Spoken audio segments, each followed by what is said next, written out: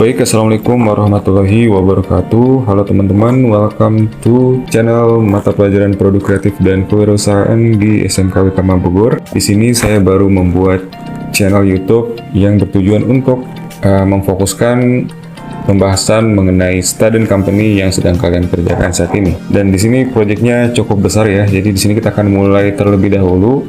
Mungkin udah dijelasin minggu lalu terkait dengan student company ini, mekanisme cara menyusun proposalnya, template proposalnya udah dikirim di grup Telegram dan udah sempat dibahas sama Ibu Rima Rahmawati ya. Sini kita akan bahas langsung aja terkait dengan proposal bisnis untuk usaha atau perusahaan project bisnis student company kalian. Oke, di sini proposal bisnis atau proposal usaha ya adalah sebuah dokumen serta data tertulis yang dibuat oleh pemilik usaha, yaitu kalian ya, yang satu kelompoknya itu terdiri dari 25 orang yang berisi tentang gambaran mengenai seluruh aspek terkait dengan bisnis yang dijalankan. Jadi bisnisnya kalian bebas mau apa aja pilihnya, mau bisnis produk, barang ataupun jasa, makanan, memiliki keunikan dan daya tarik tersendiri dari saingan. Oke, di sini kalian tentunya sebelum membuat proposal bisnis, tentukan terlebih dahulu ide bisnis yang ingin kalian jalankan. Nah, di sini aspek tersebut mencakup internal maupun eksternal dan realistis sesuai dengan fakta. Proposal usaha bermanfaat untuk menggait atau menarik calon investor agar bisa mendapatkan suntikan modal untuk menjalankan bisnis tersebut. Nah, jadi si student company ini untuk proyeknya ini kalian tujuan utamanya adalah untuk mendapatkan dana dari seorang atau bisa berupa badan yang berperan sebagai investor tentunya. Banyak orang berpikir gimana sih caranya mendapatkan investor atau membuat investor tertarik untuk berinvestasi di bisnis Anda. Pertama adalah investor harus melihat bentuk atau hasil yang bisa dipelajari. Bisa berbentuk prototipe, video, atau gambar.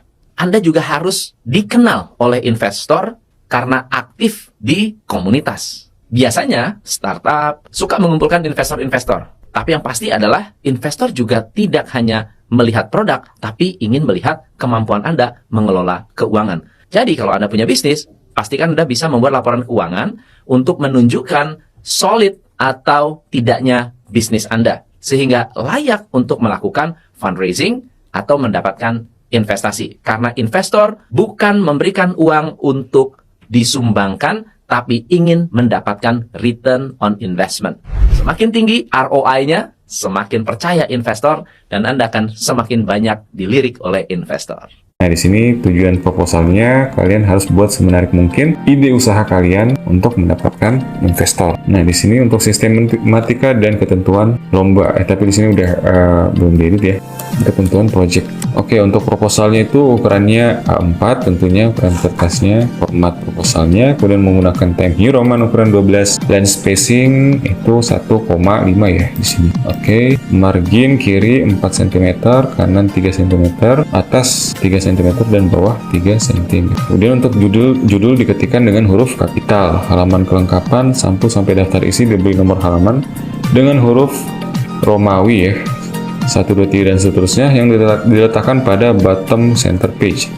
Halaman utama mulai dari pendahuluan sampai lampiran diberi nomor halaman dengan angka yang diletakkan pada sudut kanan atas. Oke.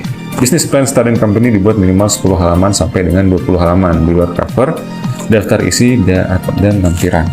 Oke, jadi 10 halamannya itu berupa isi teman-teman ya, terkait dengan dari awal bab 1 hingga bab 3 pertengahan ya.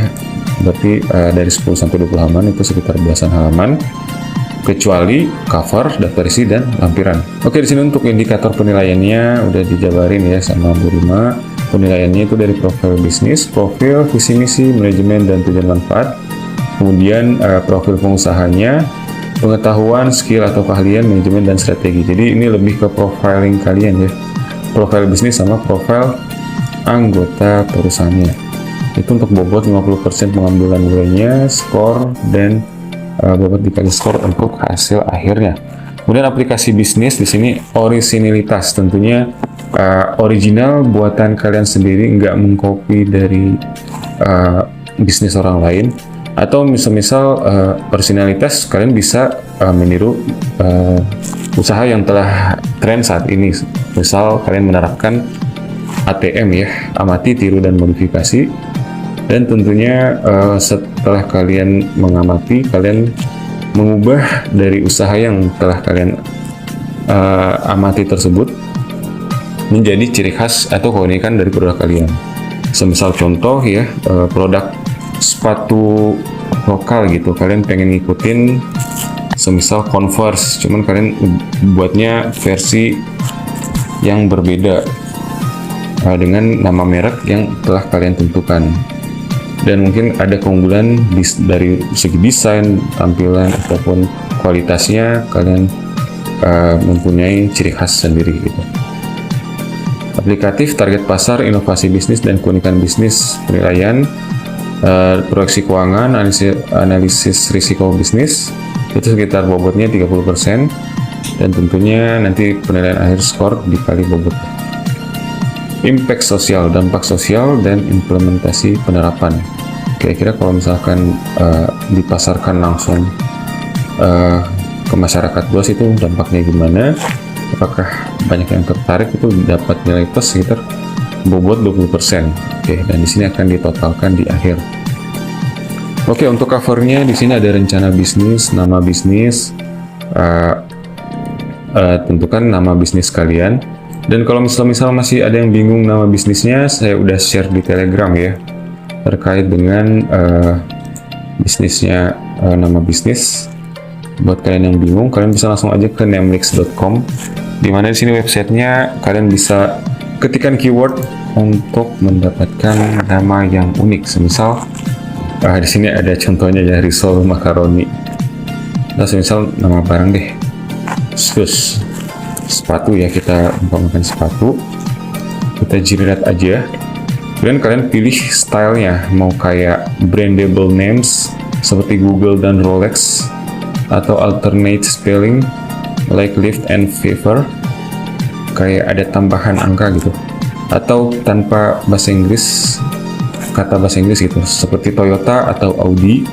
Compound words like FitX and Microsoft, jadi kayak gabungan kata ya, FitX, Microsoft. Oke. Kemudian real word seperti kata Apple atau Amazon gitu, kayak ngambil dari sungai Amazon dan buah Apple.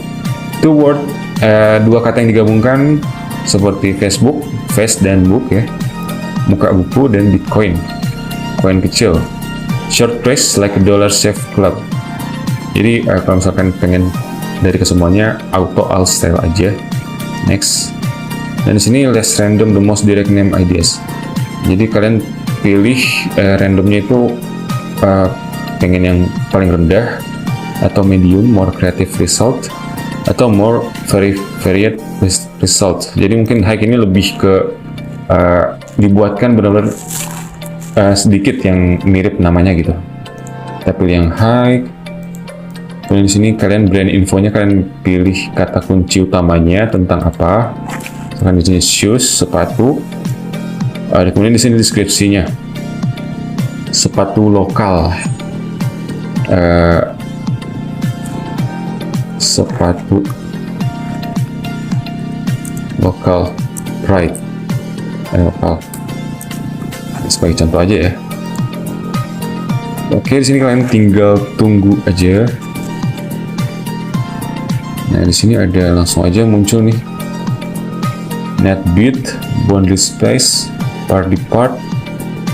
Ya, jadi ini sebagai referensi aja teman-teman. Mungkin kalau misalkan namanya kayak kurang cocok ya, atau ada nih Vigo Shoe, logonya kayak gini, ya kalian mungkin ubah dikit aja gitu, atau ya bebas kalian mau ditambahin kayak gimana. Ini sebagai referensi aja. Oke, lanjut kita ke, setelah bahas bisnis, logo juga mungkin anak-anak di cafe ya, kalian punya kreativitas yang tinggi, dan tentunya nggak hanya di cafe aja, teman-teman semua pasti punya segi kreativitas masing-masing. Bebas mau buat logonya, tentunya sesuai dengan kalian masing-masing. Oke, di sini kemudian kalian tulis nama kelompoknya, siapa aja nama penyusunnya. Oh, atau mana mungkin ya, kalau seluruh anggota 25 anggota mau dicantumin di sini, kalian tinggal mau ngisi nama penyusun proposalnya aja, nggak usah seluruh anggota ya. Jadi tim yang menyusun proposalnya, yang bertugas membuat proposal bisnis kalian itu siapa aja gitu. Oke, udah. Kemudian di sini ada daftar isi, ringkasan eksekutif, bab 1 pendahuluan, latar belakang. Nah, di sini bab satunya berisi latar belakang, visi misi, tujuan dan manfaat, dan konsep usaha kalian. Ini udah nggak perlu dibahas lagi ya, kalian udah paham. Dan di sini ada bab 2 aspek pasar dan pemasaran. Aspek pasarnya di sini kalian cantumin gambaran umum pasar dan sasaran pembelian. Kira-kira untuk usaha kalian itu gambaran umum pasarnya seperti apa sih? Misal yang tadi sepatu lokal ya. Kemudian sasaran pembeliannya untuk siapa aja gitu. Kalangan anak muda atau teman-teman kalian, seumuran kalian gitu kan. Setelah itu pesaingnya, kalian list tuh siapa aja nih kira-kira pesaingnya. Pesaingnya yang kalian pengen ikutin jejaknya, kemudian kalian pengen yang berkompetitif ya. Tentunya yang mirip-mirip dengan yang kalian jadikan referensi gitu. Kemudian diferensiasi ini seperti apa aja perbedaan dari usaha kalian dengan kompetitif atau usaha yang mirip dengan kalian. Misal sepatu, lokal sepatu kan banyak banget ya itu mereknya. Ada Geofmax, ada apa ya kemarin ya, Homipet, bukan. Ada Geofmax, kemudian ada Aero Street ya. Banyak banget sekarang bermunculan di TikTok Shop gitu, merek-merek sepatu lokal, dan tentunya mereka berlomba-lomba meningkatkan kualitas dan feedback kepuasan dari pelanggannya. Dan di situ kalian diferensiasi atau perbedaan dari produk kalian dari kompetitor lain. Kemudian di sini ada aspek pasar. Nah, pasar ini kalian mengisi pengembangan pasar dan langkah-langkah promosinya seperti apa, pemilihan teknologi, kira-kira menggunakan apa aja untuk melakukan pemasaran di produk kalian ini untuk perencanaan ke depannya ya tentunya.